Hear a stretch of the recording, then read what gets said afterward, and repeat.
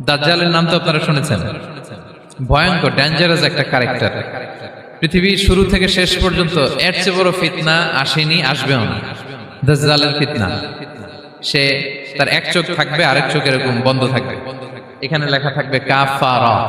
কোনোভাবেই তাকে দমানো যাবে না, হত্যা করা যাবে না। আল্লাহ নবী ঈসা আলাইহিস সালাম তাকে হত্যা করবেন এবং তাকে এত ক্ষমতা দেয়া হবে, তার ডান দিকে থাকবে জান্নাত, বাঁ দিকে জাহান্নাম। তার কাছে আল্লাহ এটা দিবে, যে তার কথা শুনবে তাকে সে জান্নাতে ঢুকাবে, কিন্তু জান্নাতে ঢুকে সে জাহান্নামের শাস্তি ভোগ করবে। এটা তার বাইরের মানুষ বুঝবে না, অ্যাপারেন্টলি এটা জান্নাত। আর যে তাকে মানবে না তাকে সে জাহান্নামে ফেলবে, কিন্তু জাহান্নামে ঢুকলেও সে জান্নাতের নাজ নেয়ামত ভোগ করবে। তাহলে ক্ষমতা, তার ক্ষমতার সামনে সবকিছু একেবারে ছিন্ন বিচ্ছিন্ন হয়ে যাবে, এত ক্ষমতা হবে তার। সে যেমনটি বলবে তেমনটি করতে হবে, বাতাসের চেয়ে দ্রুত বেগে সে এক দেশ থেকে আরেক দেশে চলে যাবে। এবং এই ফিতনা, এই পরীক্ষার মুহূর্তগুলোতে মানুষ কিভাবে নিজেকে ধরে রাখবে তার সলিউশন আল্লাহ তাআলা সূরা কাহফে দিয়েছেন। এই চারটা ফিতনা থেকে বাঁচার জন্য আল্লাহ সূরা কাহফে চারটা ঘটনা উল্লেখ করেছেন। نحمده ونصلي على رسوله الكريم أما بعد فأعوذ بالله من الشيطان الرجيم بسم الله الرحمن الرحيم أم حسبت أن أصحاب الكهف والرقيم كانوا من آياتنا عجبا صدق الله العظيم رب اشرح لي صدري ويسر لي أمري واحلل عقدة من لساني يفقه قولي আল্লাহ রাব্বুল ইজ্জা ওয়াল জালালের দরবারে শুকরিয়া জ্ঞাপন করছি। আমরা সবাই পড়ে নিচ্ছি কালিমাতুশ শুকর, আলহামদুলিল্লাহ। সম্মানিত শুধু আমি সূরা কাহফের একটা আয়াত তেলাওয়াত করেছি এবং আমি ভেবে এসেছি যে সূরা কাহফ থেকে কিছু কথা আপনাদের সাথে আজকে শেয়ার করব ইনশাআল্লাহ বিইذنিল্লাহ। সূরা কাহফের যে লেসন গুলো আছে, দ্য কি লেসনস ফ্রম সূরা আল কাহফ বা দ্য প্রাইম লেসনস ফ্রম সূরা আল কাহফ, এটা আপনাদের সাথে আমি শেয়ার করব ইনশাআল্লাহ বিইذنিল্লাহ। সূরা কাহফ এটি মাক্কি সূরা, মক্কায় নাজিল হয়েছে। এটা কোরআনের একেবারে মিডলে অবস্থিত, 15 পারায়, কোরআনের 18 নম্বর সূরা। আপনারা অনেকে দেখে থাকবেন যে সূরা কাহফের মধ্যে একটা শব্দ আছে ওয়ালিয়াতালাত্তাফ। যারা কোরআন পড়েছেন দেখে থাকবেন, না দেখলে আজকে বাসায় যে দেখবেন, একটা শব্দ আছে ওয়ালিয়াতালাত্তাফ। দেখবেন কোরআনের মধ্যে এই শব্দটা বোল্ড করা, মোটা কালি দিয়ে লেখা, bold. This is the middle of the holy Quran. এটা কোরআনের একেবারে মাঝখানে এই শব্দটা, এর আগে যত আয়াত তার পরে ঠিক তত আয়াত। সুবহানাল্লাহ বিহামদিহি। This is the middle of the holy Quran এবং এটা সূরা কাহফের মধ্যে আছে ওয়ালিয়াতালাত্তাফ শব্দটা আপনারা দেখবেন। এবং এই সূরাটা নবুয়তির ৫ম বৎসরে নাজিল হয়েছিল, আবিসিনিয়াতে হিজরতের পূর্বে। তখন সাহাবীদের উপর, নমুসলিম সাহাবাদের উপর কঠিন অত্যাচার চলতেছিল, ভয়ঙ্কর ধরনের অত্যাচার। তো এই সূরাটা নাজিল করে আল্লাহ তাআলা ওনাদেরকে সান্ত্বনা দিলেন এবং বুঝাতে চাইলেন এই অত্যাচার, এই জুলুমের শিকার শুধু তোমরাই হচ্ছ না, এর আগেও হয়েছে অনেকে। 7 জন যুবক ছিল রোমান সাম্রাজ্যে, তারা তাদের ঈমান বাঁচানোর জন্য এরকম কষ্টের শিকার হয়েছিল এবং তারা যে স্বপ্ন দেখেছিল সেই স্বপ্ন আল্লাহ তাআলা বাস্তবায়ন করেছেন। তো এই ঘটনাগুলো শুনিয়ে বেসিক্যালি মক্কার যে নও-মুসলিম সাহাবারা, তাদেরকে আল্লাহ তাআলা সান্ত্বনা দিচ্ছিলেন যে ফ্রাস্ট্রেটেড হওয়ার কিছু নেই। ওয়ালা তাহিনু ওয়ালা তাহজানু ওয়া আনতুমুল আ'লাউনা ইন কুনতুম মুমিনিন। হতাশ হবে না, চিন্তিত হবে না, বিজয় তোমাদেরই হবে যদি তোমরা মুমিন হও, যদি তোমরা বিশ্বাসী হও, তোমাদের ঈমানের দাবিতে যদি তোমরা সত্যবাদী হও। এই সূরাটা নাজিলের একটা প্রেক্ষাপট আছে। মক্কার কুরাইশরা কোনোভাবেই যখন রাসূল সাল্লাল্লাহু আলাইহি ওয়াসাল্লামকে দমাতে পারছিল না, তখন তারা প্ল্যান করলো যে আমরা মদিনাতে যে মদিনার ইহুদিদের কাছ থেকে কিছু জেনে আসি। কারণ মক্কাবাসীদের নবী, রাসূল, ওহী, আখিরাত এগুলোর ব্যাপারে কোনো ধারণা ছিল না। তো ফলে তারা কুরাইশরা নজর ইবনে হারিস এবং উকবা ইবনে আবি মুঈত এই দুইজনকে পাঠালো, তোমরা মদিনায় যাও, মদিনায় ইহুদিরা থাকে, ইহুদিদের কাছে তাওরাত নাজিল হয়েছিল। They have idea regarding prophets and akhirat. আখিরাত কি, নবী কি, এগুলোর আইডিয়া তাদের আছে। তো তাদের দুইজনকে পাঠালো যে তোমরা যে তাদের জিজ্ঞেস করো যে আমাদের জ্ঞাতি ভাইদের মধ্যে থেকে একজন তো নবী দাবি করে, সে কি আসলে নবী কিনা, আমরা কিভাবে বুঝবো? তো যেই চিন্তা সেই কাজ, তারা গেল মদিনাতে, মক্কা থেকে মদিনায়, যে খুলে বললো যে আমাদেরই এক ছেলে, আমাদেরই এক লোক বয়স 40 হওয়ার পর থেকে বলে আমি নবী, আমার কাছে ওহী আসে, আল্লাহ আমার কাছে বাণী পাঠায়, আর তিনি আমাকে বাণী বাহক করে পাঠিয়েছেন তোমাদের কাছে। এটা আসলে সত্য কিনা আমরা একটু কনফিউশনে আছি। তো ইহুদিরা বলল, তোমরা যে তাকে তিনটি প্রশ্ন করবে, যদি উত্তর দিতে পারে বুঝবে সত্য নবী। এক নম্বরে জিজ্ঞেস করবে যে মুহাম্মদ বলো তো আসহাবে কাহাফ কারা, আসহাবে কাহাফ সম্পর্কে তোমরা কি জানো? যে সূরাটার নাম সূরাতুল কাহাফ। কাহাফ মানে হচ্ছে কেই, গুহা, মানে গুহাবাসী। 7 জন যুবক এই গুহার ভিতরে আশ্রয় নিয়েছিল ঈমান বাঁচানোর জন্য। মুহাম্মদ তুমি যদি সত্য নবী হও বলো এই ঘটনাটা কি। 2 নম্বরে তাকে জিজ্ঞেস করবে জুলকারনাইন বাদশা সম্পর্কে কি জানে, সে কিছু জানে কিনা। 3 নম্বর তাকে জিজ্ঞেস করবে মা হুয়া রূহ, রূহ কি, যে রূহটা দেহে ঢুকলে মানুষ নড়ে চড়ে, প্রাণবন্ত একটা অ্যানিমেশন থাকে, এটা বের হয়ে গেলে সে ডেড বডি, লাশ হয়ে পড়ে থাকে। What is the origin of রূহ, স্পিরিট। এই 3টা প্রশ্নের উত্তর যদি জানে তাহলে আসলেই সে সত্য নবী। তারা এসে জিজ্ঞেস করলো মুহাম্মদ বলো আসহাবে কাহাফ কারা, বলো জুলকারনাইন কে, বলো রূহ কি। এই 3টা প্রশ্নের উত্তর যদি করতে পারো তাহলে বুঝবে তুমি সত্য নবী। রাসূল সাল্লাল্লাহু আলাইহি ওয়াসাল্লাম বললেন ঠিক আছে যাও, আগামীকাল উত্তর বলে দেব। তিনি ইনশাআল্লাহ বলতে ভুলে গেলেন। রাসূল সাল্লাল্লাহু আলাইহি ওয়াসাল্লামের ধারণা ছিল প্রতিদিনই তো জিবরাইল কোরআনের আয়াত নিয়ে আসে, তো তারই ধারাবাহিকতায় আগামীকাল আসবে, আমি জিজ্ঞেস করে নিব এই 3টা প্রশ্নের উত্তর।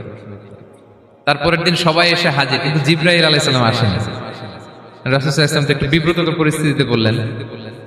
তারা বলল তুমি তো আজকে অ্যাপয়েন্টমেন্ট দিয়েছো, ডেট দিয়েছো, বলো উত্তর বলো। রাসূল সাল্লাল্লাহু আলাইহি ওয়াসাল্লাম বলল আজকে না, আগামীকাল বলে দিলাম। রাসূল সাল্লাল্লাহু আলাইহি ওয়াসাল্লাম ইনশাআল্লাহ কথাটা আর মনে করতে পারতেছেন না। এরপরের দিনও তারা এসে হাজির, কিন্তু রাসূল সাল্লাল্লাহু আলাইহি ওয়াসাল্লাম উত্তর দিতে পারতেছেন না। তারপরের দিন এভাবে পিছাচ্ছেন, রাসূল সাল্লাল্লাহু আলাইহি ওয়াসাল্লাম ডেট দিচ্ছেন। এভাবে 1 দিন 2 দিন 3 দিন না, 15 দিন। কয় দিন? এদিকে তো এই প্রশ্নের উত্তর জানার জন্য এখন 1-2 জন আসে না, দলে বলে কাফিররা আসে। কারণ রাসূল সাল্লাল্লাহু আলাইহি ওয়াসাল্লামকে এখানে অপমান করা যাচ্ছে, ছোট করা যাচ্ছে, হেয় করা যাচ্ছে। তারা এসে হাসাহাসি করে। আবু বকর, ওমর রাদিয়াল্লাহু আনহুকে বলে দেখো তোমরা না বলছো সত্য নবী, উনি সত্য নবী হলে তো প্রথম দিন উত্তর দিয়ে দিতে পারতো, পারে না কেন? এটা থেকে বোঝা যাচ্ছে তিনি আসলে মিথ্যাবাদী। 15 দিন রাসূল সাল্লাল্লাহু আলাইহি ওয়াসাল্লামের জন্য এত বিব্রতকর পরিস্থিতি আর ছিল না। 15 দিন পর আল্লাহ তাআলা আয়াত নাযিল করলেন ওয়ালা তাকুলান্না বিশাইইন ইন্নী ফাইলুন যালিকা গাদা ইল্লা আইয়াশা আল্লাহ। অর্থাৎ হে নবী, ভবিষ্যতের কোনো কাজে যখন ওয়াদা দিবেন, কমিটমেন্ট করবেন, আপনি আইয়াশা আল্লাহ মানে ইনশাআল্লাহ বলা ছাড়া কখনো দিবেন না। রাসূল সাল্লাল্লাহু আলাইহি ওয়াসাল্লামকে শিক্ষা দেওয়ার মধ্য দিয়ে বেসিক্যালি আল্লাহ তাআলা গোটা মুসলিম উম্মাহকে শিক্ষা দিলেন, আমাদেরকে শিক্ষা দিলেন, যাতে আমরা ভবিষ্যতের কাজে আগে ইনশাআল্লাহ বলি। তো রাসূল সাল্লাল্লাহু আলাইহি ওয়াসাল্লাম লেসনটা পেলেন। এরপর আল্লাহ তাআলা উত্তর জানিয়ে দিলেন আম হাসিবতা আন্না আসহাবাল কাহফি ওয়ার রাকিমি কানু মিন আয়াতিনা আজাবা। টানা 2 পৃষ্ঠা উত্তর দিলেন আসহাবুল কাহফ কারা। তাওরাত, জাবুর, ইনজিলে কোথাও এত বিস্তারিত উত্তর নাই আসহাবে কাহফের ব্যাপারে। আল্লাহ তাআলা আল কাহাফ, সূরাতুল কাহাফ নামে গুহাবাসীদের নামে একটা সূরা দিলেন, বিস্তারিত 2 পৃষ্ঠায় বর্ণনা করলেন তারা কারা। কুরাইশরা তো তাআজ্জুব বনে গেল, ঘটনা কি, মুহাম্মদের উত্তর কিভাবে জানলো? সে তো কারো কাছে পড়ে নাই, লেখে নাই, এই দেশের বাইরেও কোথাও যায় নাই। দ্বিতীয় প্রশ্ন ছিল জুলকারনাইনকে আল্লাহ আয়াত নাযিল করলেন ওয়াসআলুনাকা আন যিল কারনাইন কুল সাআতলু আলাইকুম মিনহু যিকরা। টানা আল্লাহ তাআলা প্রায় 1.5 পৃষ্ঠা, 1 পৃষ্ঠারও বেশি জুলকারনাইনের ঘটনা শোনালেন। আর রূহের কথা শোনালেন সূরা আল ইসরাতে ওয়াসআলুনাকা আনির রূহ কুলির রূহু মিন আমরি রাব্বি ওয়া মা উতীতুম মিনাল ইলমি ইল্লা কালিলা। রূহ এটা আল্লাহর স্পেশাল একটা অর্ডার, আল্লাহর আদেশে এটা ঢুকে আল্লাহর আদেশে বের হয়। এটা কেউ ছুঁতে পারে না, ধরতে পারে না, দেখতে পারে না, এটা আল্লাহর পক্ষ থেকে একটা মিরাকেল। 3টা প্রশ্নের উত্তর যখন আল্লাহ তাআলা দিয়ে দিলেন, রাসূল সাল্লাল্লাহু আলাইহি ওয়াসাল্লাম তাদেরকে সাবলীল ভাষায় শুনিয়ে দিলেন। তারা অবাক হয়ে গেল। এইটা হচ্ছে সূরাতুল কাহাফ নাজিল হওয়ার প্রেক্ষাপট। এরকম একটা সিচুয়েশনে নবুয়তির 5ম বছরে আল্লাহ তাআলা এই সূরাটা নাজিল করেছেন। এই সূরার কিছু ফজিলত আছে। রাসূল সাল্লাল্লাহু আলাইহি ওয়াসাল্লাম জুমার দিনে এই সূরাটা আমাদেরকে তেলাওয়াত করতে বলেছেন। আপনারা তেলাওয়াত করেন তো? সূরা কাহাফ যদি জেনে না থাকেন আজকে থেকে করবেন। রাসূল সাল্লাল্লাহু আলাইহি ওয়াসাল্লাম বলেছেন যে জুমার দিনে যে এই সূরা কাহাফ তেলাওয়াত করবে, মান ক্বারা সূরাতাল কাহফি ফি ইয়াউমিল জুমআতি আযা লাহু মিনান নূরি মা বাইনাল জুমআতাইন। 2 জুমার মাঝখানে আল্লাহ তাআলা এই জুমার সময়টাকে তার জন্য আলোকিত করে দেয়। কি করে দেয়? আলোকিত করে দেয়। একটা নূর তার জন্য সেট করে, এই নূর তাকে হেদায়েতের পথে অবশিষ্ট রাখে। এটা হচ্ছে একটা। তাহলে জুমার দিন আমরা সূরা কাহাফ তেলাওয়াত করব, মনে করি এটা সুন্নাহ। জুমার দিনের সুন্নাহগুলোর মধ্যে থেকে একটা সুন্নাহ হচ্ছে সূরা কাহাফ তেলাওয়াত করা। আবার আরেকটা হাদিসে রাসূল সাল্লাল্লাহু আলাইহি ওয়াসাল্লাম বলেছেন মান হাফিজা আশরা আয়াতিন মিন আউয়ালি সূরাতিল কাহফি উসিমা মিন ফিতনাতিদ দাজ্জাল। যে ব্যক্তি সূরা কাহফের প্রথম 10 আয়াত মুখস্থ করবে সে দাজ্জালের ফিতনা থেকে মুক্তি পাবে। দাজ্জালের নাম তো আপনারা শুনেছেন, ভয়ঙ্কর ডেঞ্জারাস একটা ক্যারেক্টার। পৃথিবীর শুরু থেকে শেষ পর্যন্ত এর চেয়ে বড় ফিতনা আসেনি, আসবেও না। দাজ্জালের ফিতনা, সে তার এক চোখ থাকবে, আরেক চোখ এরকম বন্ধ থাকবে, এখানে লেখা থাকবে কাফারা। কোনোভাবেই তাকে দমানো যাবে না, হত্যা করা যাবে না। আল্লাহ নবী ঈসা আলাইহিস সালাম তাকে হত্যা করবেন। তো যে ব্যক্তি সূরা কাহফ তেলাওয়াত করবে, সূরা কাহফের প্রথম 10 আয়াত বিশেষ করে মুখস্থ রাখবে, আল্লাহ তাআলা উসিমা মিন ফিতনাতিদ দাজ্জাল, দাজ্জালের ফিতনা থেকে তাকে বাঁচাবেন। তা আমরা দাজ্জালের ফিতনা থেকে বাঁচতে চাই কি চাই না? আমরা যেন সূরা কাহফের প্রথম 10 আয়াত মুখস্থ করি, সূরা কাহফ যেন জুমার দিন আমরা তেলাওয়াত করি। So now the question arises, what is the relationship of Suratul Kahf with Dajjal? দাজ্জালের সাথে সূরা কাহফের রিলেশনটার কারণ কি? একটা মেকানিজম তো এখানে আছে। এত সূরা থাকতে রাসূল সাল্লাল্লাহু আলাইহি ওয়াসাল্লাম কেন বলেন যে সূরা কাহফ পড়লে দাজ্জালের ফিতনা থেকে বাঁচবে? কারণটা কি? এর কারণ হচ্ছে দাজ্জাল আমাদেরকে যে সমস্ত জিনিস দিয়ে ফিতনায় ফেলবে, ওই ফিতনাগুলোর সলিউশন আল্লাহ তাআলা সূরা কাহফের ভিতরে রেখে দিয়েছেন। দাজ্জাল 4টা জিনিস দিয়ে আমাদেরকে ফিতনায় ফেলবে। Trial of faith, 1 number. ঈমানের পরীক্ষা সে আমাদেরকে ফেলবে, আমাদের বিশ্বাস নিয়ে ছিনিমিনি খেলবে সে। এটার সলিউশন আছে সূরা কাহফ, আমি বলবো আস্তে আস্তে। 2 নম্বরে দাজ্জাল আমাদেরকে ফিতনায় ফেলবে, দ্য ট্রায়াল অফ ওয়েলথ, সম্পদ দিয়ে সে আমাদেরকে ফিতনায় ফেলবে। 3 নম্বর দ্য ট্রায়াল অফ নলেজ, জ্ঞান দিয়ে সে আমাদেরকে ফিতনায় ফেলবে।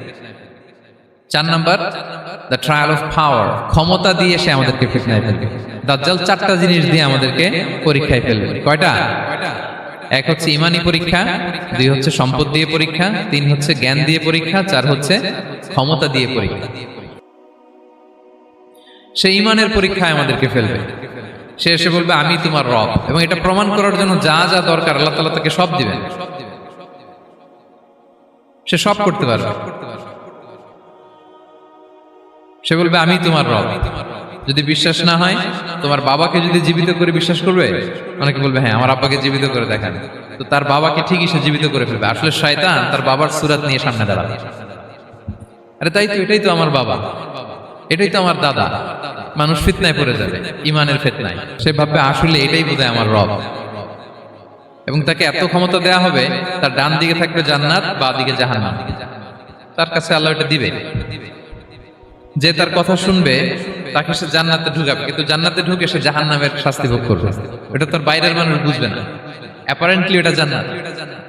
আর যে তাকে মানবে না তাকে সে জাহান্নামে ফেলবে, কিন্তু জাহান্নামে ঢুকলেও সে জান্নাতের নাজ নেয়ামত ভোগ করবে। তাহলে এই যে ঈমানের ফিতনায় সে ফেলে দিবে আমাদেরকে। তো ঈমান কি করে বাঁচাবো, এটার সলিউশন আমি শোনাবো আপনাদের। 2 নম্বরে সে আমাদেরকে সম্পদ দিয়ে ফিতনায় ফেলবে। যার যা লাগবে সে তাই দিতে পারবে, যা লাগবে। সে যদি আকাশকে বলে আকাশ বৃষ্টি দাও, যাকে তারা মানবে ওই এলাকায় বৃষ্টি হবে, সুজলা সুফলা শস্য শ্যামলা হবে সে সমস্ত এলাকা, ফল মূলে ভর্তি হবে, বরকত আর বরকত। আর যে এলাকার লোকেরা, জনপদের লোকেরা তাকে মানবে না, সে বলবে ওখানে বৃষ্টি হবে না, হবেও না। ওখানে খরা, দুর্ভিক্ষ, মাটি ফেটে চলছে, মানুষ না খেয়ে মরবে, মহামারী, দুর্ভিক্ষ দেখা দেবে। তখন বিশ্ববাসী মনে করবে এটাই বোধহয় আমাদের রব। তার মানে সম্পদ দিয়ে ফিতনায় ফেলে দেবে। 3 নম্বর হচ্ছে নলেজ, তার জ্ঞানের কাছে গোটা বিশ্ব হার মানবে। পূর্বের পরের যত জ্ঞান আছে সব আল্লাহ তাকে দিবে। ইলমুল আউয়ালিন ওয়াল আখিরিন, এমন কোন প্রশ্ন নেই যেটা দিয়ে তাকে আটকানো যায়। যাই জিজ্ঞেস করবেন সব জানতা, সব বলে দেয়। ভবিষ্যৎবাণী বলে দিবে, বলবে আগামীকাল ওইখানে অমুক দেশে বোমা বিস্ফোরণ হবে, হবে ওইখানে, ওখানে দুর্ভিক্ষ হবে, হবে ভূমিকম্প হবে, হবে। সে যা বলবে তাই হবে। তার জ্ঞানের এই বহর দেখে মানুষ ফিতনায় পড়ে যাবে। 4 নম্বর হচ্ছে দ্য ট্রায়াল অফ পাওয়ার, ক্ষমতা। তার ক্ষমতার সামনে সবকিছু একেবারে ছিন্ন বিচ্ছিন্ন হয়ে যাবে, এত ক্ষমতা হবে তার। সে যেমনটি বলবে তেমনটি করতে হবে। বাতাসের চেয়ে দ্রুত বেগে সে এক দেশ থেকে আরেক দেশে চলে যাবে। তো তার এই সমস্ত অলৌকিক ক্ষমতা দেখে মানুষ ফিতনায় পড়ে যাবে। এবং এই ফিতনা, এই পরীক্ষার মুহূর্তগুলোতে মানুষ কিভাবে নিজেকে ধরে রাখবে তার সলিউশন আল্লাহ তাআলা সূরা কাহফে দিয়েছেন। এই 4টা ফিতনা থেকে বাঁচার জন্য আল্লাহ সূরা কাহফে 4টা ঘটনা উল্লেখ করেছেন। কয়টা? এক নাম্বার হচ্ছে আসহাবে কাহাফ, যুবকদের ঘটনা, 7 জন যুবকদের ঘটনা। ঈমান কি করে বাঁচাবেন, সলিউশন ওখানে। সম্পদের ফিতনা থেকে কিভাবে নিজেকে বাঁচাবেন, এজন্য একজন বাগানওয়ালার ঘটনা আল্লাহ সেখানে বলেছেন। জ্ঞানের ফিতনা থেকে কি করে বাঁচবেন, এজন্য আল্লাহ তাআলা মুসা আলাইহিস সালাম এবং খিজির আলাইহিস সালামের ঘটনা সেখানে উল্লেখ করেছেন। আর ক্ষমতার ফিতনা থেকে কি করে বাঁচবেন এটা বোঝানোর জন্য আল্লাহ তাআলা যুলকারনাইনের ঘটনা উল্লেখ করেছেন। 4টা ফিতনা থেকে বাঁচার জন্য কয়টা ঘটনা? 4টা ঘটনা। আমরা তাহলে একটা একটা করে ঘটনা শুনি, আমরা একটু উদ্ধার করার চেষ্টা করি যে কি কি সলিউশন আল্লাহ তাআলা আমাদের বাতলে দিলেন। এক নম্বর হচ্ছে আসহাবে কাহাফের ঘটনা। এটা 250 খ্রিস্টাব্দের সময়কালে রোমান সাম্রাজ্যের একজন বাদশা ছিল, নাম দাকিয়ানুস, প্রতাপশালী বাদশা, পৌত্তলিক, মূর্তির পূজা করে। ঈসা আলাইহিস সালাম বিদায় নিয়েছেন, 200-250 বছর হলো। তো সব নবীর ধর্মই কিন্তু ইসলাম, যদিও আমরা নাসারা বলি, ইহুদি বলি, সব নবীদের ধর্মই কি ইসলাম। তো তিনি ছিলেন পৌত্তলিক, মূর্তির পূজা করত। আর তার এলাকায় কেউ যদি ঈসা আলাইহিস সালামের নাম নিত, আখিরাতে বিশ্বাস করত, আল্লাহ বিশ্বাস করত, তাদেরকে তারা পাথর মেরে হত্যা করত। এজন্য ভয়ে কেউ ঈসাই ধর্মে ঈমান আনতো না, মানে ইসলামে ঈমান আনতো না। এই রাজার ভয়ে সবাই মূর্তির পূজা করত। কিন্তু 7 জন যুবক ছিল, তারা স্রোতে গা ভাসিয়ে দেয়নি, স্রোতের বিপরীতে তারা ঈমান নিয়ে দাঁড়িয়েছে। তারা ঈসা আলাইহিস সালামের রেখে যাওয়া সত্য ধর্মের উপর ঈমান এনেছিল, আখিরাতে তারা বিশ্বাস করত। তো এই 7 জন যুবকের কথা ছড়াতে ছড়াতে রাজা দাকিয়ানুসের কাছে চলে যায়। উনি তো রেগে মেগে আগুন, ডেকে পাঠালো 7 জনকে। তো তাদেরকে জিজ্ঞেস করলো, তোমরা কাকে মানো? বলতেছে এক আল্লাহকে মানি।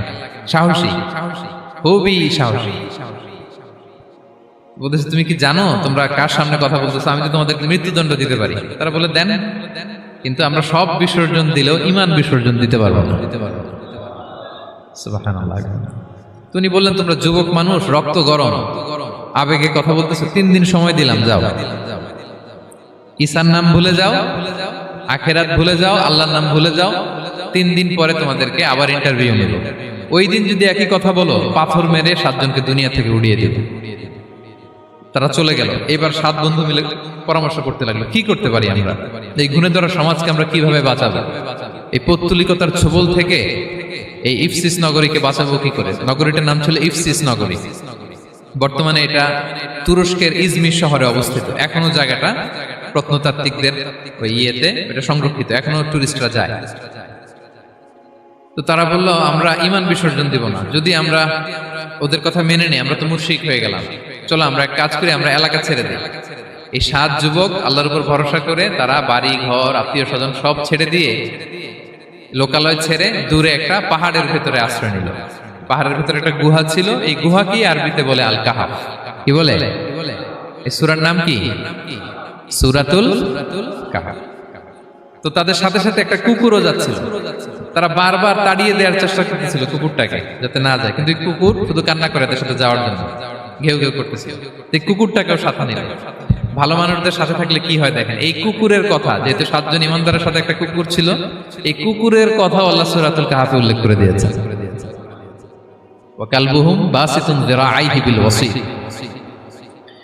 তো তারা ভিতরে গেল, যে প্রচন্ড ক্লান্ত, তারা ঘুমিয়ে পড়ল। কি করলো? এই এক ঘুমে আল্লাহ 309 বছর কাটাই দিলেন। কয়শো 9 বছর?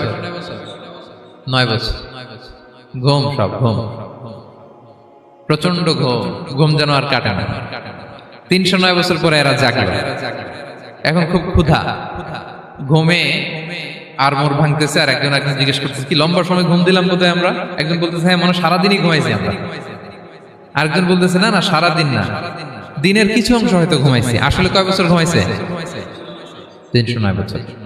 তো এদিকে সভ্যতার তো চেঞ্জ। এখানে ওই দাকিয়ানুস মরে, এর ছেলে মরে, এর নাতি মরে, পুতি মরে, এখন 6ষ্ঠ নম্বর রাজা আসছে। প্রজন্মের পর প্রজন্ম তো শেষ। 309 বছরে কমপক্ষে 4-5টা জেনারেশন চেঞ্জ হবে। তো জেনারেশন চেঞ্জ হয়ে, এলাকা চেঞ্জ হয়ে, তারা যে স্বপ্ন দেখেছিল এই ইফসিস নগরীতে কালিমার পতাকা উঠবে, তাদের স্বপ্ন আল্লাহ বাস্তবায়ন করেছেন। 309 বছরের ব্যবধানে এই এলাকার সবাই মুসলিম হয়ে গেছে। আল্লাহ চাইছিলেন ওদেরকে দেখাবে এটা, ওদের স্বপ্নটা যে বাস্তবায়ন হয়েছে এটা দেখাবে। তো ঘুম থেকে উঠছে, একজনকে তারা বললো যে লুকায় লুকায় চাদর মুড়ি দিয়ে কিছু রুটি নিয়ে আসো বাজার থেকে, যাতে তোমাকে না চিনে। চাদর মুড়ি দিয়ে যাও। কিছু পয়সা ছিল, মুদ্রা দিয়ে দিস। তো সে যে যখন দোকানদারের কাছ থেকে রুটি নিয়েছে আর মুদ্রা দিছে, দোকানদার বলে এই মুদ্রা কোত্থেকে আসলো? 309 বছর আগে মালয়েশিয়াতে রিঙ্গিট ছিল কিনা জানি না, যেভাবে ওরা ট্রানজাকশন করতে পারে যেটা ছিল, ওইটা যদি এখন কেউ দেয়, রাধুনী বিলাসে খাবার পাওয়া যাবে? হ্যাঁ। তো রুটিওয়ালা বলে তুমি বর্তমান সময়ের মুদ্রা দাও, এটা দিচ্ছ কেন? বলতেছে এটা তো বর্তমান সময়ের মুদ্রা। বলতেছে এই যে মুদ্রার মধ্যে দেখো কোন সালের সিল দেওয়া, এটা তো শত শত বছর আগে। বলতেছে কি বলে শত বছর আগে? আমি তো আজকে সকালেই বাজার করলাম, ওই বাজার করে যে টাকাগুলো ছিল ওইটাই তো পকেটে। বলতেছে বলে কি? নিশ্চয়ই তুমি গুপ্তধনের সন্ধান পেয়েছো, হিডেন ট্রেজার। বলো, মানে তার সাথে এদের কথাবার্তা কিছু মিলতেছে না। পরে তাকে ধরে ওই সময়কার রাজার কাছে নিয়ে গেছে। ওই রাজা আবার মুসলিম, সবাই মুসলিম তো হয়। সে যা বলে এরাও কেউ বিশ্বাস করে না, এরাও যা বলে এও বিশ্বাস করে না। আর এলাকা এর বাড়িঘর আসবে কোত্থেকে? এর নাতি পুতি যা আছে 5-6 পুরুষ তো মরে সবাই কবরে।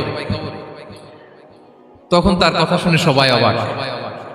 তো এটা মিলানোর জন্য তারা 309 বছর আগের দাকিয়ানুস বাদশার সরকারি যে নথিপত্র, ওই পুরাতন ছিঁড়া নথিপত্র তারা বের করলো। বের করে দেখে ঠিকই দাকিয়ানুস নামে এক বাদশা ছিল, আর অনেক শত শত বছর আগে মোস্ট ওয়ান্টেড 7 জন যুবক ছিল, যাদের ব্যাপারে এক্সিকিউশনের অর্ডার ছিল।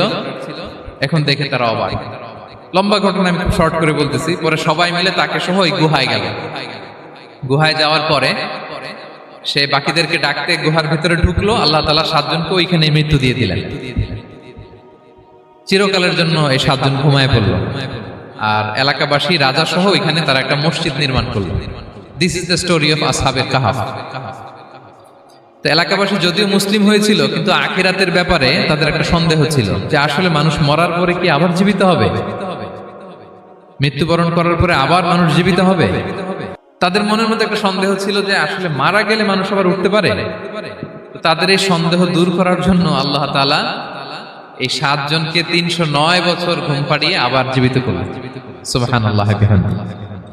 তাহলে ঈমান কিভাবে বাঁচাতে হয়, এটার প্রেরণা আমরা এই 7 যুবকের কাছ থেকে পাই। এখানে যেটা আমরা শিখি প্রিয় ভাইরা, 1 নম্বর লেসন হচ্ছে আমাদের গুড কোম্পানি লাগবে, রাইটাস পিপল, মানে আমাদের সার্কেলটা ভালো হইতে হবে। তাদের 7 জনের সার্কেলটা খুব ভালো ছিল, ফলে তারা বিপথে যায় না, এবং তারা এমন শক্ত সিদ্ধান্ত নিয়েছে যে আল্লাহ তাআলা সেটাতে বরকত দিয়েছেন, গোটা সমাজকে আল্লাহ তাআলা চেঞ্জ করে দিয়েছেন। এটা হচ্ছে 1 নম্বর লেসন। আপনি ঈমান বাঁচাতে হলে আপনার সার্কেল ভালো লাগবে। খুঁজবেন যে এলাকায় যাবেন ওখানে নামাজি সার্কেল কারা আছে, ওখানে জ্ঞানী গুণী সার্কেল কারা আছে, ওখানে ভালো কাজ করতে চায়, একে অপরকে সহযোগিতা করে, কল্যাণের পথের যাত্রী কারা আছে খুঁজতে হবে আপনাকে। খুঁজে ওই সার্কেলে আপনি যুক্ত হবে, তাইলে ঈমান বাঁচানো যাবে। ক্লিয়ার? 2 নাম্বার হচ্ছে conflict between believers and disbelievers it's universal. সত্য মিথ্যার লড়াই এটা চিরন্তন, আজীবন থাকবে। এটা ওনাদেরও ছিল, এখনো আমাদের লড়াই করে যেতে হচ্ছে, আমাদের ভবিষ্যৎ প্রজন্মও করবে। এই লড়াইটা আমরা করে যেতে চাই। কি বলেন? হ্যাঁ, থামা যাবে না? আমরা থামতে আসি নাই, আমরা এই লড়াইটা করে যাব। আমরা সত্যের কথা বলেই যাব ইনশাআল্লাহ। বলেন। 3 নাম্বার হচ্ছে যে লেসনটা আমরা পাই, অনেকগুলো লেসন, আমি খুব প্রেসাইজলি বলতেছি। যুবকরা চাইলে একটা সমাজকে পাল্টে দিতে পারে। এই পৃথিবীতে যত বড় বড় বিপ্লব হয়েছে এগুলো যুবকরা এনেছে। তারা হচ্ছে সভ্যতা গড়ার কারিগর। আসহাবে কাহাফ আমাদের এই সময়ের নওজোয়ানদের জন্য প্রেরণা। তারা আমাদের জন্য প্রেরণার বাতিঘর। তারা যেমনি ঈমানকে রক্ষা করেছে, আমাদের যুবকরা চাইলেও তাদের ঈমানি চেতনাতে স্পিরিট দিয়ে সমাজটাকে পাল্টে দিতে পারে। কি বলেন? এখানে বেশিরভাগই তো যুবক। হ্যাঁ, গুড সার্কেলে থাকবেন তো আপনারা? সত্যের পক্ষে সবাই থাকবেন তো? আল্লাহ তাআলা কবুল করুন। আচ্ছা, এবার 2 নাম্বার ছিল সম্পদের ফিতনা, কিভাবে বাঁচবেন। আসহাবে কাহাফের পরে সূরা কাহাফে আল্লাহ তাআলা একজন বাগানওয়ালার ঘটনা বলেছে। 2 জন বন্ধু, একজন একটু গরিব, সে বিশ্বাসী, আরেকজন ধনী, সে অবিশ্বাসী। তাকে আল্লাহ তাআলা বিশাল বড় খেজুরের বাগান আর আঙ্গুরের বাগান দিয়েছেন, বিশাল অনেক বড় বিজনেস ম্যাগনেট। তো এই সম্পদের অহংকার সে করত। সে প্রায় তার গরিব বন্ধুকে বলতো যে তোর চেয়ে আমার সম্পদও বেশি, সন্তানও বেশি, জনবল বেশি, লোকবল বেশি, অর্থবল বেশি, সব বেশি। অহংকারে তার পা মাটিতে পড়তো না। আর সে আখিরাতে অবিশ্বাস করত এবং সে বলতো যে এই সম্পদ আমারে বাঁচাবে, চিরকাল আমাকে স্মরণীয় করে রাখবে, এই সম্পদ কোনোদিন যাবে না। অনেক বড় বড় ধনীরা আছে, তারা এরকম মনে করে যে আমি এত বড় সিআইপি, হ্যাঁ, আমি এত বড় বিজনেস ম্যাগনেট, এই দিন বোধহয় আর চেঞ্জ হতে পারে না, আমার আজীবনই বোধহয় এত পাওয়ার থাকবে, এত সম্পদ থাকবে। এটা ভুল ধারণা। এটা কি ভুল ধারণা? এই যে তুরস্কে দুর্ভিক্ষ হইল না, আপনারা দেখছেন না যে অনেক সম্পদের মালিক বাড়ি ঘর ভেঙে রাস্তার ফকির। এখন ওই যে ডিফিউজিদের জন্য যে খাবার আসছে ওখানে লাইনে দাঁড়াইছে, কারণ এখন লাইনে না দাঁড়ালে খাবারও তো মিলবে না। 1000 কোটি টাকার মালিক ছিল, ভেঙে চুরে সব শেষ। এখন রিলিফের নেওয়ার জন্য দুস্থদের কাতারে ওখানে দাঁড়াইছে, কারণ দাঁড়াইলেই কিছু খাবার পাওয়া যাবে, খিচুড়ি পাওয়া যাবে, তা না হলে তো খাবারটাও মিলবে না। এই যে বঙ্গবাজারে আগুন লাগলো আমাদের বাংলাদেশে, 20টা-25টা দোকান ছিল অনেকের যাদের অন্যান্য বিজনেস আছে তারা হয়তো সার্ভাইভ করতে পারতেছে, কিন্তু এমন অনেক ব্যবসায়ী ছিল সব শেষ, জ্বলে পুড়ে তার টাকা পয়সা পুঁজি স্বপ্ন সব শেষ। তো ধনীকে গরিব বানাতে আল্লাহর 1 সেকেন্ডও লাগে না। ওই বিশাল প্রাসাদ থেকে টেনে ভাঙ্গা থালা হাতে দিয়ে রাস্তায় নামাইতে আল্লাহর কয় সেকেন্ড লাগে বলেন তো? 1 সেকেন্ডও লাগে না। সো এই লেসনটা কিন্তু আমাদের নিতে হবে। এবং ওই ব্যক্তির নসিবে তাই ঘটেছিল, সে যখন অহংকার করতেছিল আল্লাহ তাআলা আকাশ থেকে হুসবান একটা আগুন পাঠালো, ওই আগুন এসে তার আঙ্গুরের বাগান, তার খেজুরের বাগান, বিশাল মাইলকে মাইল এই বাগান জ্বালিয়ে পুরো মুহূর্তের মধ্যে সারখার করে, এবং মুহূর্তের মধ্যে সে পথের ভিখারি, ফকির। এই ঘটনাটা এনে আল্লাহ তাআলা সম্পদশালীদেরকে রিমাইন্ডার দিলেন যে এই সম্পদের ফিতনায় তোমরা পড়ে যেও না। আমরা সম্পদশালী হলে বাস্তবতা অনেক সময় ভুলে যাই। সূরাতুল হুমাজাতে আল্লাহ তাআলা বলেন ইয়াহসাবু আন্না মালাহু আখলাদা, সম্পদশালীরা মনে করে এই সম্পদ আমাকে চিরকাল বাঁচিয়ে রাখবে, চিরকাল বোধহয় এই সম্পদ আমার হাতে থাকবে। না, এটা হাতের ময়লা, আজ আছে কাল নাই, যে কোনো সময় চলে যেতে পারে। এটা হচ্ছে ম্যাটেরিয়ালিস্টিক আউটলুক, বস্তুবাদী চিন্তা থেকে এই আমাদের ধনী ভাইদের এই সমস্যাটা হয়। ভোগবাদী চিন্তার প্রভাব আর কি। সম্পদ যখন হাতে থাকে ধরাকে সরাজ্ঞান করে, মনে করে যে সবই আমার কন্ট্রোলে। না, আপনারে ওই গরিবের কাতারে আনতে, ওই রিলিফের সম্পদ নেয়ার জন্য ওই লাইনে দাঁড় করাইতে আল্লাহর 1 সেকেন্ডও লাগে না। এটা খেয়াল রাখতে হবে। আমরা যখন প্রাইভেট কারে চড়ি মাঝে মাঝে অনেকে এসে হাত পাতে, এদেরকে ছোট করা যাবে না। গল্পটা আল্লাহ ভিন্ন করতে আল্লাহর 1 সেকেন্ডও লাগে না। ওইদিকে আমি দাঁড়ায় হাত পাততাম আর উনি প্রাইভেট কারে বসে থাকতো। আল্লাহ চাইলে এরকম করতে পারতেন না? পারতেন। তো এখান থেকে আমাদের জন্য শিক্ষা হচ্ছে সম্পদ এটা ক্ষণস্থায়ী, আজ আছে কাল নাই, এটা ক্ষণস্থায়ী, এটাকে এভারলাস্টিং মনে করা যাবে না। এভারলাস্টিং হচ্ছে আখিরাত। ওয়ালাল আখিরাতু খায়রুল লাকা মিনাল উলা, আখিরাত তোমার জন্য দুনিয়ার চেয়ে শ্রেষ্ঠ। এবং আল্লাহ তাআলা দৃষ্টান্ত একটা দিয়েছেন যে দুনিয়ার জীবনটা হচ্ছে কামা, ওই পানির মতো যেটা আনজালনাহু মিনাস সামা, আকাশ থেকে নাজিল করেছি। ওই পানি ক্ষেতের মধ্যে পড়ে ফসল, ফুল ফসল হয়েছে। এরপরে যখন ফসল কাটা হয় ওই ক্ষেত খামার এগুলো তৃণলতা হয়ে যায়, ভুসির মতো হয়ে যায়। তখন বাতাসের ঝাপটায় একবার এদিকে যায় একবার ওদিকে যায়। অনেক লম্বা উপমা, আমি সংক্ষেপে বললাম। তো শেষ আউটপুটটা হচ্ছে এটা, সম্পদ এটা মুহূর্তেই চলে যেতে পারে। সম্পদ উপার্জন জায়েজ আছে, মুসলিমরা সম্পদ উপার্জন করতে পারবে, কোনো অসুবিধা নাই। আপনি যদি ধনী হন এটা ভালো, ফলে আপনি যাকাত দিতে পারবেন, অসহায় দুস্থদের সহায়তা করতে পারবেন, কন্ট্রিবিউট করতে পারবেন। আপনি সম্পদ হাতের মুঠোয় নেবেন, কন্ট্রোল করবেন, কিন্তু এই দিকে স্থান দিবেন না। দ্যাটস ইট, তাহলেই হবে। আমরা সম্পদ কি করতে পারবো? উপার্জন করতে পারবো, কিন্তু হৃদয়ে স্থান দিতে পারবো না। হৃদয়ে স্থান থাকবে আখিরাতের। এই মাইন্ডসেট যদি আপনি গড়ে তোলেন তাহলে সম্পদের ফিতনা আপনি কখনো পড়বেন না। এই পয়েন্টটা কি ক্লিয়ার সবার? ক্লিয়ার। 3 নাম্বার ফিতনা ছিল কিসের ফিতনা দেখি কে বলতে পারে? প্রথমটা হচ্ছে বিশ্বাস বা ঈমানের ফিতনা, 2 নাম্বার হচ্ছে সম্পদের ফিতনা, 3 নাম্বার জ্ঞানের ফিতনা। জ্ঞানেরও কিন্তু ইলমেরও একটা গরম আছে, যার ইলম আছে তার মধ্যে এই সমস্যাটা কাজ করে। সেটার জন্য আল্লাহ তাআলা মুসা আলাইহিস সালাম, খিজির আলাইহিস সালামের ঘটনা বলেন। আমি খুব সংক্ষেপে বলবো, সময় কম। মুসা আলাইহিস সালাম হচ্ছে বনি ইসরাইলের নবী, আর খিজির আলাইহিস সালাম কেউ বলেছেন নবী, কেউ বলেছেন আল্লাহর ওলি। আসলে আরবিতে ওনার নাম খদির, আমরা বাংলায় বলি খিজির। খদির মানে সবুজ। উনি যে কোনো জায়গায় বসলে ওখানে মরা গাছ লতা পাতা এগুলো সবুজ হয়ে যেত। অনুর্বর এলাকার উপর দিয়ে হেঁটে গেলে ওটা উর্বর হয়ে যেত। তো মুসা আলাইহিস সালাম একবার ওয়াজ করতেছেন এইভাবে বনি ইসরাইলের সামনে। খুতবা দিচ্ছেন, হঠাৎ এক লোক দাঁড়ায় বলে, ইয়া নবী আল্লাহ, মান আ'লামু ফিল আরদ, বর্তমান পৃথিবীতে সবচেয়ে জ্ঞানী কে? মুসা আলাইহিস সালাম বলেন, ফাকালা আনা, আমি। কি বললেন? উনি আসলে ভুল কিছু বলেন নাই, কারণ প্রত্যেক জামানার নবীকেই আল্লাহ তাআলা সবচেয়ে বেশি জ্ঞান দিয়ে পাঠান, কারণ তার কাছে ওহীর জ্ঞান আসে, অদৃশ্যের খবর আসে, ইলমুল গায়ব আসে। কিন্তু এই উত্তরটা আল্লাহ তাআলার পছন্দ হয় না। আল্লাহ তাআলা চাচ্ছিলেন মুসা যদি বলতো আল্লাহ তাআলাই জানে কে জ্ঞানী বা আল্লাহই সবচেয়ে জ্ঞানী, এরকম হলে ভালো হতো। কিন্তু মুসা আলাইহিস সালাম কি বলছে? আমি। এখন প্রশ্ন করলো সবচেয়ে বড় জ্ঞানী কে? উনি কি বললেন? আমি। এই যে আমি এটাতে ঝামেলা আছে। আমি বড়, আমি জানি, আমি সব, দিস ইজ প্রবলেমেটিক। আল্লাহ এটা পছন্দ করলেন না। আল্লাহ তাআলা মুসা আলাইহিস সালামকে বললেন, মুসা তুমি যে বলছো তুমি জ্ঞানী, না তুমি জ্ঞানী না, তোমার চেয়ে বড় জ্ঞানী আছে। মুসা আলাইহিস সালাম বলে, তাই নাকি? আমার চেয়ে বড় জ্ঞানী কে? তো আল্লাহ তাআলা বললেন, ইযহাব ইলা মাজমাইল বাহরাইন, দুই সাগর বা দুই নদীর মিলনস্থলে যাও, ওখানে আমার এক বান্দা আছে তোমার চেয়েও জ্ঞানী। মুসা আলাইহিস সালাম বললেন, তাই নাকি? তো আল্লাহ আমি কিভাবে চিনি উনি কোথায় থাকে, কিভাবে বুঝবো? আল্লাহ বললেন, একটা বড় মাছ নাও, এটাকে ফ্রাই করো, এটাকে ফ্রাই করে একটা ঝুড়ির ভেতরে নাও, যেখানে এই মাছটা সাগরে ঢুকে যাবে ওখানে আমার বান্দাকে পাবে। তো উনি ওনার সহযোগী ইউশা ইবনে নুনকে নিয়ে হাঁটতে লাগলেন। হাঁটতে হাঁটতে এক জায়গায় ক্লান্ত হয়ে পাথরের পাশে বিশ্রাম নিলেন। ওই পাথর থেকে আবার এক ধরনের পানি বের হয়, এই পানিটারে বলে আবে হায়াতের পানি, মাউল হায়াত, জীবন নদীর পানি। এই পানি কোনো মৃত প্রাণী বা বস্তুর গায়ে লাগলে ওটা জীবিত হয়ে যায়। তো ওনারা পাথরে হেলান দিয়ে বিশ্রাম নিচ্ছিলেন, ওই পানি ওই ফ্রাই করা মাছের গায়ে লাগার সাথে সাথে মাছ জীবিত হয়ে ঝুড়ি থেকে বের হয়ে সাগরে ঢুকে গেছে। ওনারা আর খেয়াল করেন না। এরপর আবার হাঁটতে লাগলেন। হাঁটতে হাঁটতে যখন ক্লান্ত শ্রান্ত, তখন বলে, এই ইউশা, আমাদের ওই মাছ ফ্রাই মাছটা দাও, এখন খাই। ঝুড়ি খুলে দেখে মাছ নাই। মাছ গেল কোথায়? তখন ইউশা বলল, হয়তো আমরা যে পাথরের ওখানে বিশ্রাম নিয়েছিলাম ওখানে আমরা মিসিং, ওখানে হারাই ফেলছি। চলো চলো, আরে ওদিকে তো যাইতে হবে আমাদের। উনি গেলেন, যে দেখে মাছ যে জীবিত হয়ে বালুর এদিকে নাড়াচাড়া করতে করতে সাগরে ঢুকে গেছে, ওখানে দাগ আছে।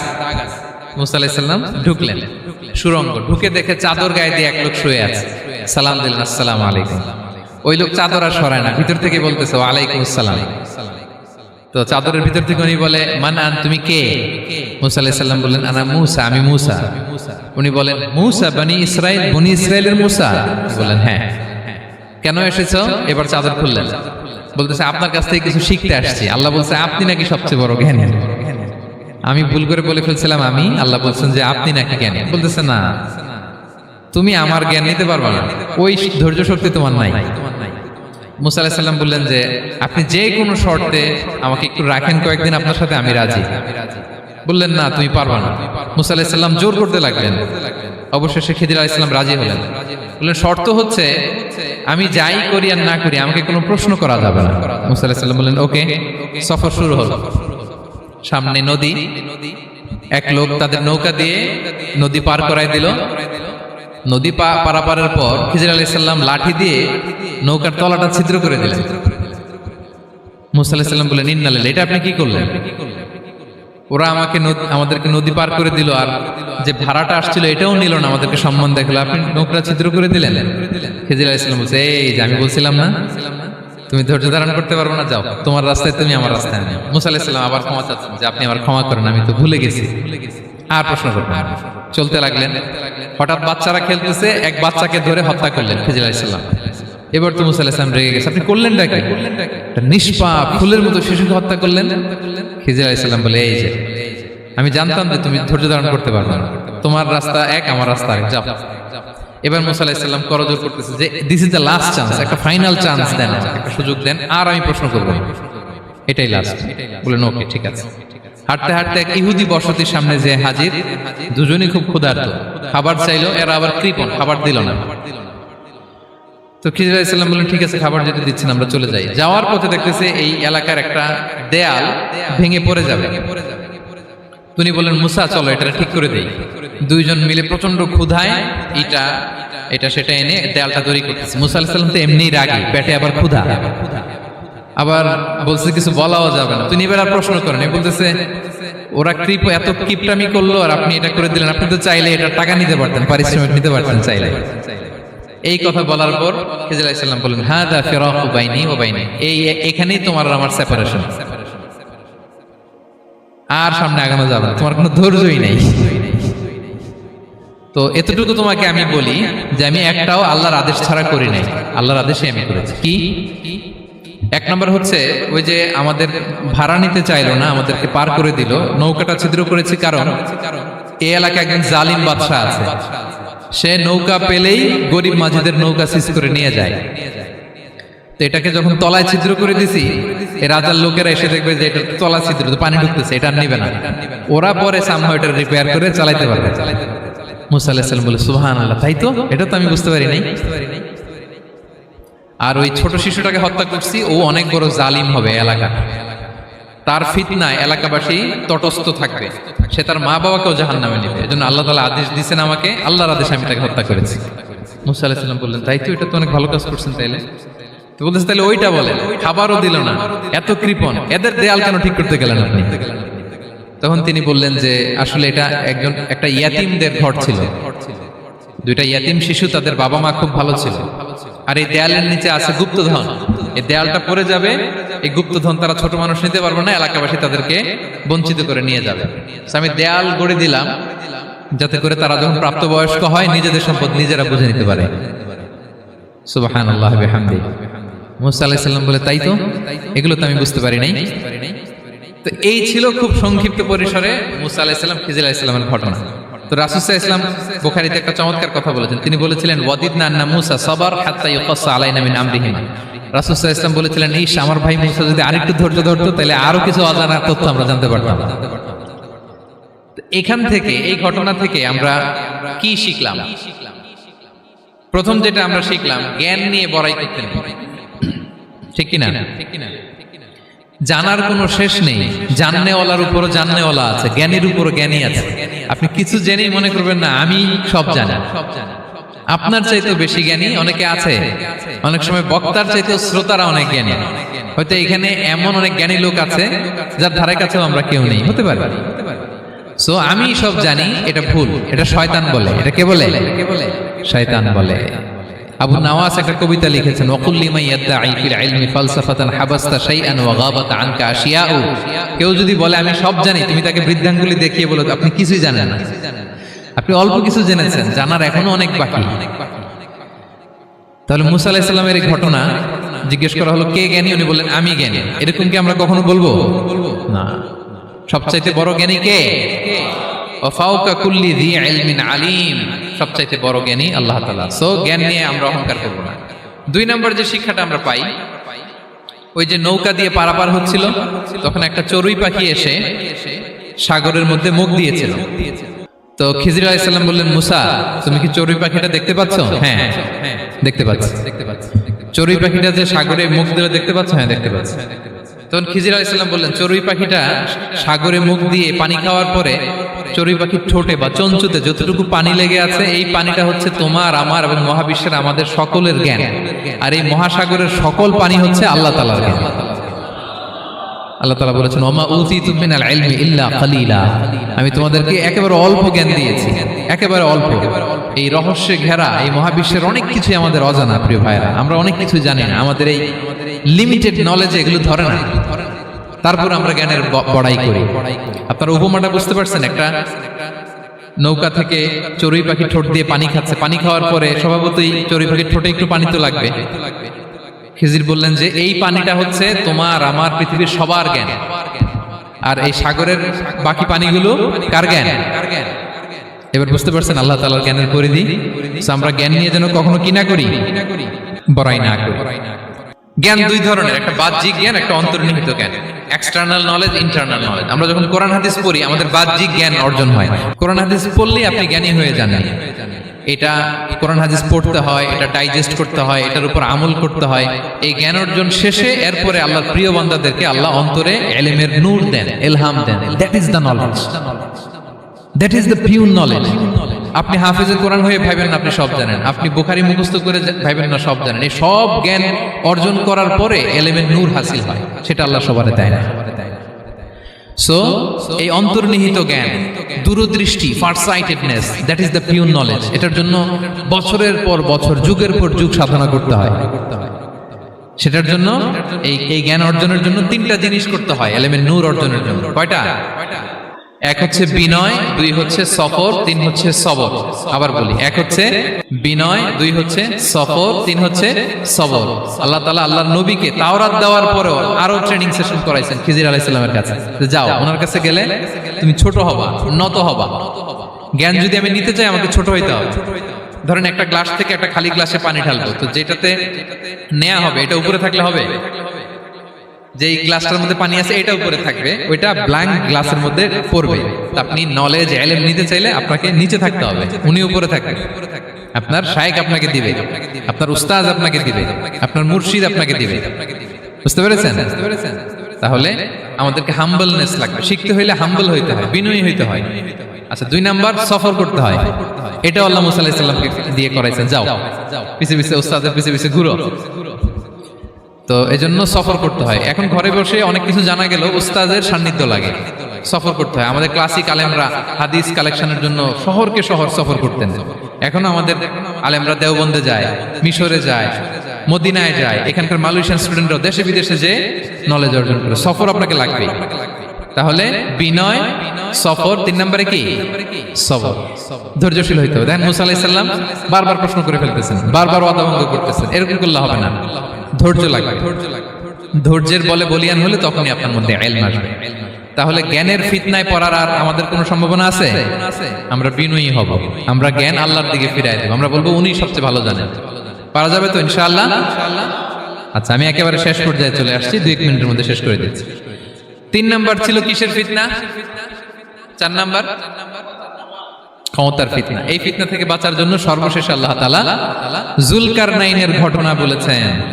অনেক বড় বাদশা ছিলেন, পৃথিবীতে 4 জন বাদশা গোটা বিশ্ব শাসন করেছেন। 2 জন কাফির, 2 জন মুমিন।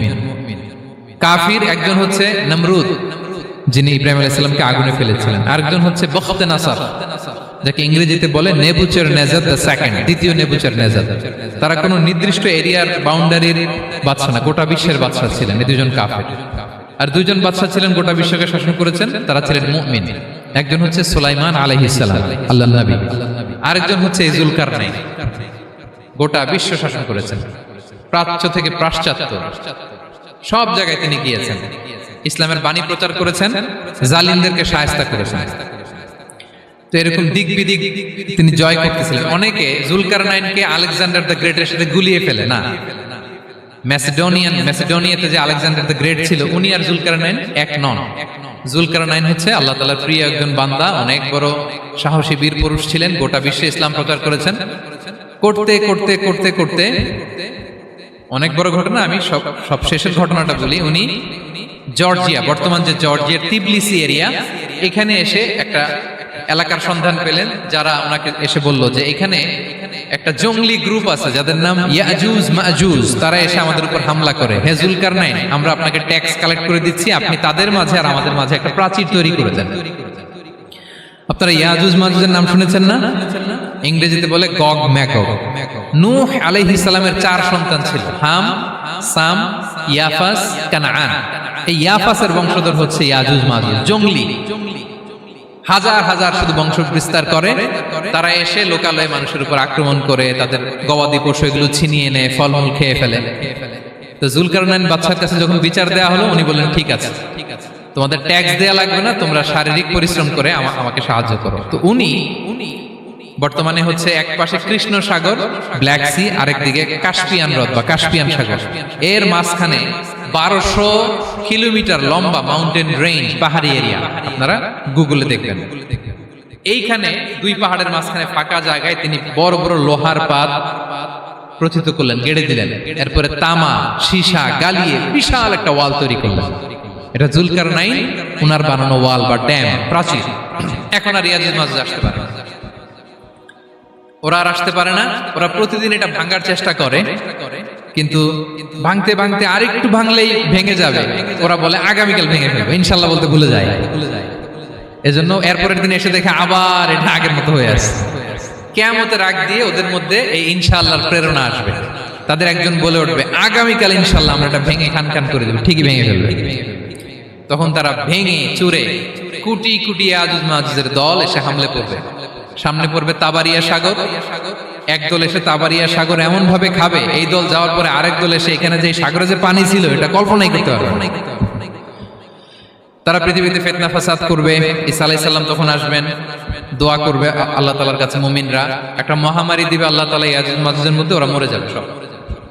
এরপর বিশাল এক পাখি এসে তাদেরকে আল্লাহর মর্জি মাফিক এমন এক জায়গায় ফেলে আসবে, কেউ জানবে না।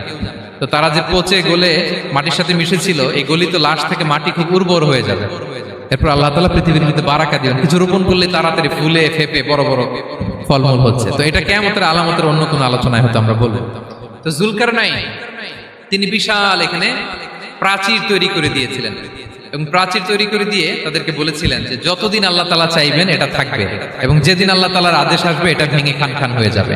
তার মানে দেখেন, এত পাওয়ারফুল, এত শক্তিশালী, এত ক্ষমতাধর হওয়ার পরেও তিনি তার ক্ষমতাকে কার দিকে ফিরিয়ে দিয়েছেন? যে আল্লাহ যতদিন চাইবে এই প্রাচীর টিকে থাকবে, যেদিনই আল্লাহ তাআলার আদেশ আসবে এই প্রাচীর ভেঙে খান খান হয়ে যাবে। সো আমরা ক্ষমতার দেখা পেলে, চেয়ার একটা পেলে আমরা যেন জালিম হয়ে না উঠি, এটা হচ্ছে এখান থেকে শিক্ষা। আমরা যেন জুলুম না করি। উনি সম্পদের মালিক ছিলেন, ক্ষমতার মালিক ছিলেন, কিন্তু উনি যে আল্লাহর বান্দা এটা ভুলে যান নাই। আমরা যখন ক্ষমতাশীল হই, আমরা যখন প্রধানমন্ত্রী হই, আমরা যখন প্রেসিডেন্ট হই, আমরা যখন পাওয়ারফুল হই, আমাদের সবচেয়ে বড় পরিচয় যে আমরা আব্দুল্লাহ, আল্লাহর গোলাম, এটা আমরা ভুলে যাই। আমাদের আসল পরিচয় কি? আমরা আল্লাহর গোলাম। আমরা যে আল্লাহর গোলাম, এই চিন্তাটা, এই সেন্সটা যদি আমাদের মাথায় থাকে, তাহলে ক্ষমতা আমাদেরকে দাম্ভিক বানাতে পারে না, আর ওই ক্ষমতা আমাদেরকে ফিতনায়ও ফেলবে না। তাহলে সম্মানিত সুধী, দাজ্জাল কয়টা জিনিস দিয়ে আমাদেরকে ফিতনায় ফেলবে?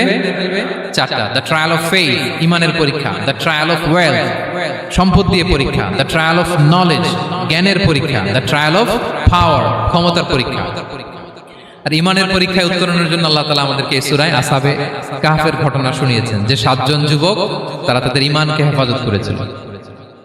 সম্পদের ফিতনা থেকে বাঁচানোর জন্য আল্লাহ তাআলা আমাদেরকে এক বাগানওয়ালার কাহিনী জানিয়েছেন, যে সম্পদ পেয়ে তোমরা দাম্ভিক হয়ে যাও না, এটা আজ আছে কাল থাকবে না। জ্ঞানের পরীক্ষা থেকে আমাদের মুক্তির জন্য আল্লাহ তাআলা অনেক বড় করে আল্লাহ নবী মুসা আলাইহিস সালাম এবং খিজির আলাইহিস সালামের ঘটনা শুনিয়েছেন, আমাদের বুঝিয়েছেন যে আমাদেরকে বিনয়ী হতে হবে, জ্ঞানের জন্য সফর করতে হবে এবং সবর করতে হবে। সবশেষে আল্লাহ তাআলা ক্ষমতার ফিতনা থেকে বাঁচানোর জন্য ক্ষমতাধর, আমরা তো একটা দেশের মালিক হই এখন, অমুক দেশের প্রেসিডেন্ট, অমুক দেশের প্রধানমন্ত্রী, উনি গোটা বিশ্বের প্রতাপশালী রাজা ছিলেন জুলকারনাইন। তারপরেও উনি যে আব্দুল্লাহ, উনি যে আল্লাহর গোলাম, এটা তিনি ভুলে যাননি।